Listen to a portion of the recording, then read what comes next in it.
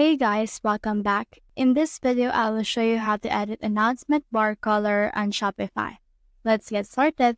So in order to do that, what you can do is you can actually just head over and click on this customize button that we have right here.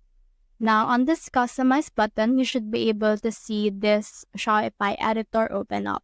So in here, you can see your announcement bar. So from in there, you can just click on that. And then in here, you can see the color scheme. So if you can actually just change that depending on their preset colors. So when you click on this change right here, you can see in here 5 preset colors that you can actually change into.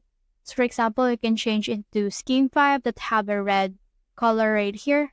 But if the color that you want isn't on the preloaded sets, then click on this edit right here. Then click on this background right here. And on this background, you can adjust it depending the color that you want. So for example, I want it green.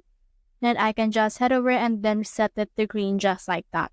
After that, click on the save button and then it's all done. That's the whole process.